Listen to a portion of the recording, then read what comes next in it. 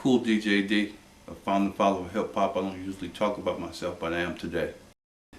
Okay, in 1971, I think I got interested in music, playing music on the turntables and stuff like that. I used to go down to the village with my friends, and we used to see, go down to the Duke, the Raspberry Freeze, and we used to watch the DJs down there do their things. They were playing, like, you know, music that you hear on the radio. There was no hip hop back in those days. No hip hop records. There was no hip hop anything. It was just, you know, music beats. You had your good parts at the beginning, the middle part, and the end. The middle part is usually the part that they really put the breaks in, and it's the good part of the record, because everybody's dancing was waiting for that part to come. And you know, it's rhythm and blues that was mostly playing, and then disco came out.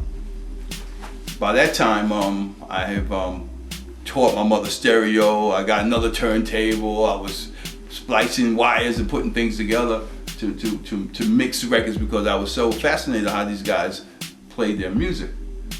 And so I probably did a birthday party for myself. I forgot how old I was at that period. And I invited people over from Brooklyn, because I'm originally from Brooklyn. I mean, I went to school in Brooklyn from first grade on up. No, not the first grade, I'm sorry. Maybe the fourth grade on up, because I came from North Carolina. We lived in Harlem for a moment, then we came to Brooklyn. So I got most of my raising in Brooklyn, most of my style from Brooklyn. That's what made me different when I came to the Bronx. And I was in also, I started my DJ career in a group called Fantasia from Brooklyn. It was me, Kool DJ, Larry B, and Chips. And we started Fantasia DJ group. We played one night in Jimmy's, a club on 52nd Street or 54th Street down there somewhere in Manhattan. And I played against Plummer. And we had like house speakers. We wasn't prepared for Plummer, man. We really wasn't prepared for him. And we had house speakers. We had, like, you know, house stuff, trying to play a club. This guy had Plummer had professional equipment, folded horns, 18-inch woofers. He blew us away. I mean, that's probably one of the worst DJ nights I had. Tell you the truth, it's embarrassing. It was embarrassing. But anyway, when Plummer turned off his music, we turned on our music, and we wasn't as loud, and our amplifier had overheated and blew the circuit. So that was embarrassing, and we went on from there. But I saw Plummer equipment. I see what he had. I saw the professionalism, you know, the turntables and the mixer and stuff like that. And I'm like, God, this is the first time I ever saw a crossfade mixer.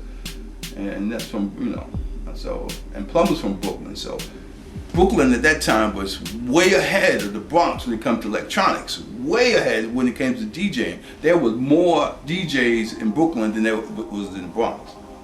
Because you had Plummer, Flowers, Maboya, you had Soul Brothers, and all these guys was from Brooklyn.